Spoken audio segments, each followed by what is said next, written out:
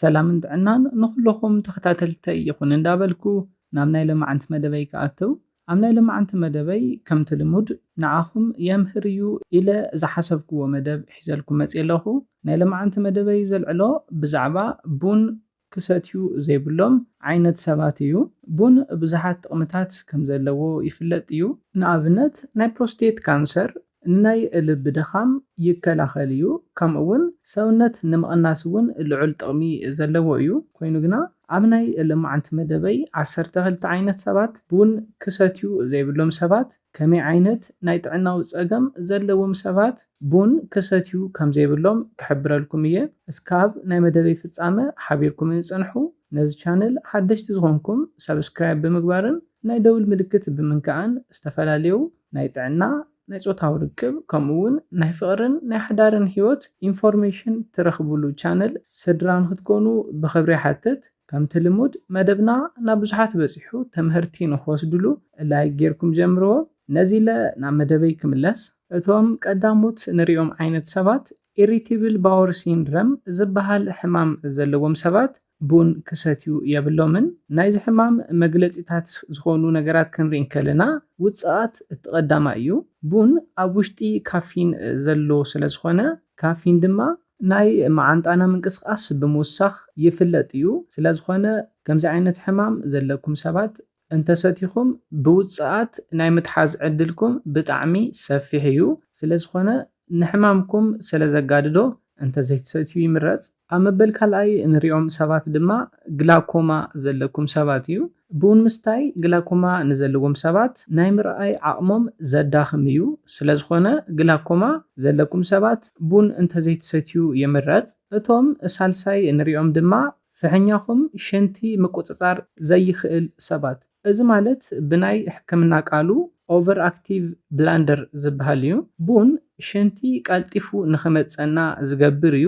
ስለ ዝኾነ ከምዚ ዓይነት ፀገም ዘለኩም ሰባት ድማ ናይ ፍሕኛኹም ጭዋዳታት ስለ ዘልሕልሕ ወይ ከዓ ንእሽተይ ናይ ሽንቲ መጠን ከም ብዙሕ ናይ ምቁፃር ፀገም ስለ ዘለዎ ቀልጢፉ ሽንትና ንኽመፅእ ዝገብር እዩ። ስለ ዝኾነ ከምዚ ዓይነት ፀገም ዘለኩም ሰባት ቡን እንተዘይትሰትዩ ይምረፅ።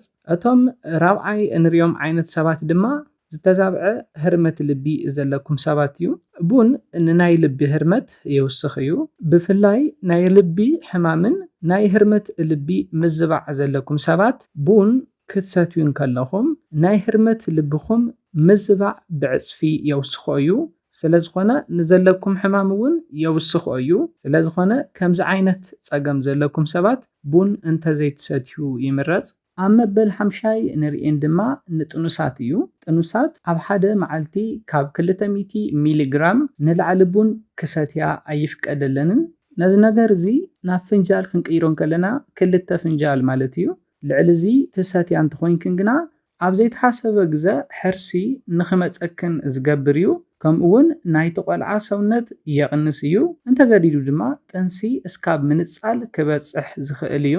ስለ ዝኾነ ጥኑሳት ቡን እንተተቕንሳ ይምረፅ። ኣብ መበል 6 እንሪኤን ድማ ተጡባ ደቂ ኣንስትዮ እዩ። ቡን ኣብ ውሽጡ ካፊን ስለ ዘለዎ ካፊን ከም ዝፍለጥ ንሽንቲ ቀልጢፉ የምፅእ እዩ።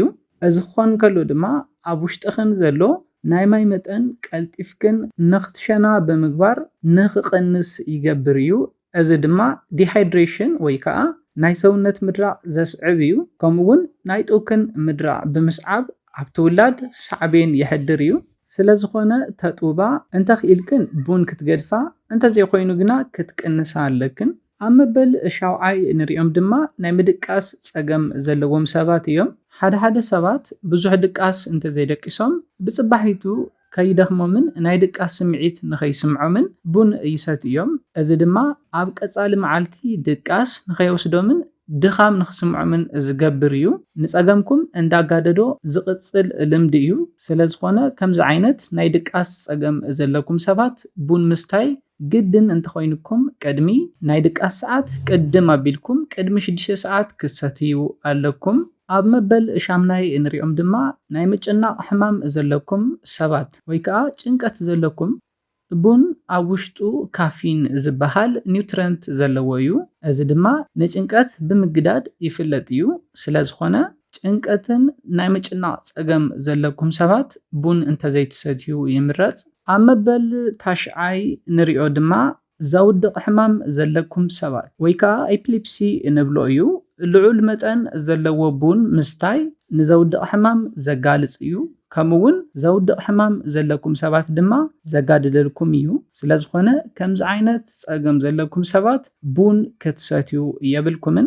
ኣብ መበል 10 ንሪኦም ዓይነት ሰባት ድማ ዕድሚኦም ትሕቲ 12 ዝኾኑ ቆልዑ እዮም። ቡን ኣብ ውሽጡ ካፊን ዘለዎ እዩ። ካፊን ድማ ብጣዕሚ ዘነቓቕሕ ስለዝኾነ ኣብ ቆልዑ ድማ ዋላ እኳ ንእሽተይ መጠን እንተወሰዱ ናይ ምንቕቓሕ ኩነታት ከጋጥም ይኽእል እዩ። ከምኡውን ልዑል ዝኾነ ጎናዊ ሳዕቤን ከብፅሐሎም ዝኽእል እዩ። ስለዝኾነ ትሕቲ 12 ዓመት ዝኾኑ ቆልዑ ቡን ክሰትዩ ኣይሕበርን። ኣብ መበል 11 ናይ መወዳእታን ንሪኦ ድማ ናይ ጨጓራ ሕማም ዘለኩም ሰባት እዩ። ብፍላይ ድማ ጋስትሮ ኢሶፋጋል ሪፍሌክስ ዲዚዝ ንብሎ ሕማም ዘለኩም ሰባት ብዝተፈላለየ ኩነታት ኣብ ጨጓራኹም ዝፍልፈል ኣሲድ ኣሎ ናብ ካሊእ ናይ ምግቢ ቱቦታት ናይ ምምልላስ ኩነታት ስለ ዘርኢ ምስ እዚ ዝተተሓዘ ድማ ናይ ምጉሳዕ ናይ ምቅፃል ናይ ሕማም ስምዒት ይፈጥር እዩ። እንታይ ደኣ እዚ ፀገም እንዳሃለወኩም ቡን ትሰትዩ ሰባት ቡን ካፊን ኣለዎ። ካፊን ድማ ነቲ ላዕለዋይ ናይ ጨጓራ በሪ ብምልሕላሕ ብቐሊሉ ኣሲድ ናብ ላዕለዋይ ናይ ምግቢ ትቦኹም ንኽመላለስ ብምግባር ንሕማምኩም የጋድዶ እዩ። ስለዝኾነ ናይ ጨጓራ ሕማም ዘለኩም ብፍላይ ድማ ጋስትሮ ኢሶፋጋል ሪፍሌክስ ዲዚዝ ዘለኩም ቡን እንተትቕንሱ ተተኻኢሉ ድማ እንተዘይትሰትዩ ይምረፅ። ነዚ ናይ ሎማዓንቲ መደበይ በዚ ክዛዝም ካብ ናይ ሎማዓንቲ መደበይ ዝኾነ ሓድሽ ነገር ከም ዝሓዝኩም ተስፋ ይገብር። ነዚ ቻነል ሓደሽቲ ዝኾንኩም ሰብስክራይብ ብምግባርን እታ ናይ ደውል ምልክት ብምንካዕን ከተተባብዑናን ስድራ ክትኮኑናን ብኽብሪ ይሓትት። መደብና ናብ ብዙሓት በፂሑ ትምህርቲ ንኽወስድሉ ላይክ ሼር ምግባርኩም ኣይትረስዑ።